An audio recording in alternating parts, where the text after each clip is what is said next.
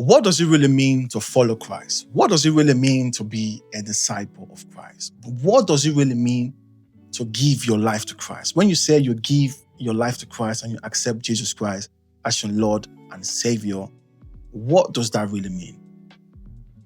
Reading the book, The Cost of Discipleship by Dietrich Bonhoeffer, it's just really changing my perspective and convicting me of what it really means to say yes to Christ. Because I feel like in our generation, especially in the Western world, there's so much more we need to do. There's so much more we need to do. We just portray Jesus, God, as just like a small person, or like you just give your life to Christ and that's about it. But there's so much more to giving your life to Christ and saying yes to Jesus Christ. And I feel like we don't grasp that knowledge, that understanding enough.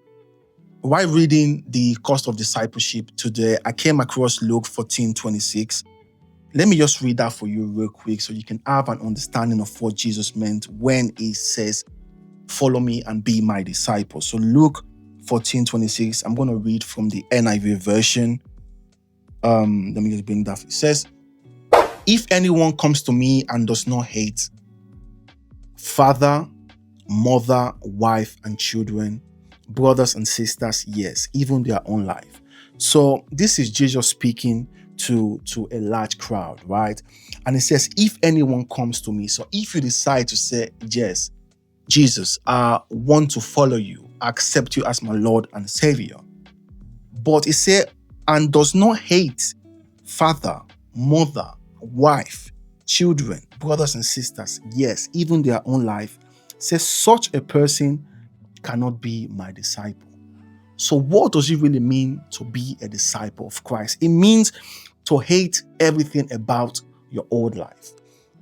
When it says hate there, I want to really point out what it says and for you to have an understanding there. And I'm going to read from the Amplified Version because it does explain what Jesus means by hate there. And if I read Luke 14:26 from the NIV version, in brackets at the end, it says, in the sense of indifference to or relative disregard for them in comparison with his attitude towards God. So what it's just actually saying is that if they give you the opportunity to choose between God and your parents or your children or your wife or your brothers or your sisters, who are you choosing? Who are you going to choose? If you have the opportunity to choose between God and your ambitions, your desires, your goals in life, who are you choosing? Realistically, if you have to sit down and ask yourself that question, what are you doing right now? Right now, will you put God before your parents? Will you put God before your spouse? Will you put God before your children? Realistically, will you do it?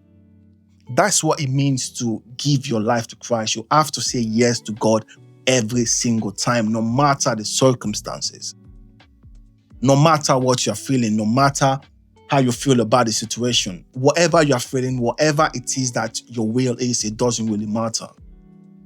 You have to say, God, let your will be done. Will you actually do it?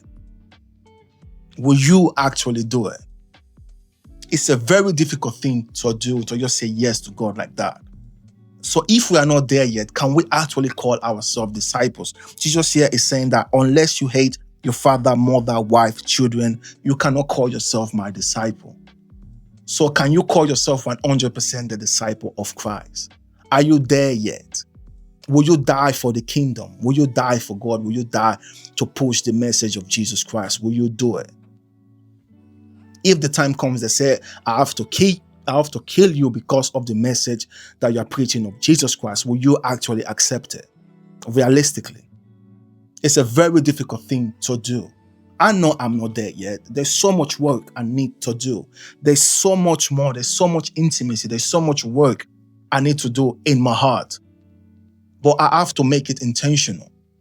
I have to make it intentional. We cannot just say, I just gave my life to Christ and that's about it. There's a work that we have to do. There's a positioning of the heart that we need to do.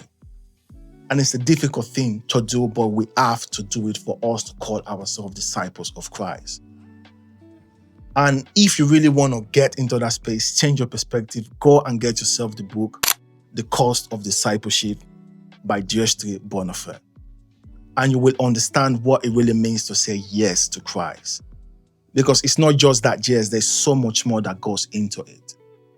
But unless you have that understanding, unless you get into that space, you cannot really call yourself a disciple of Christ.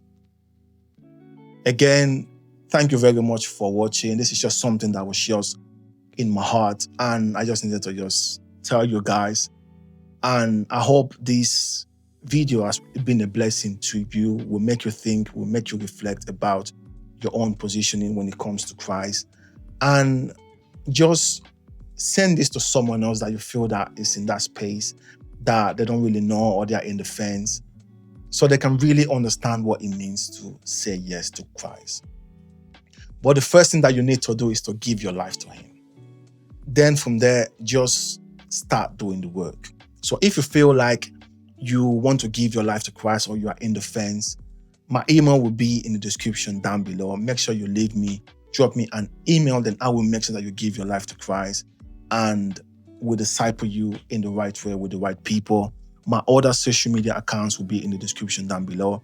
And if you enjoyed this video, make sure you subscribe, like, leave a comment, and hit that notification button. And make sure you also watch my other videos, the shorts, the other videos that I have.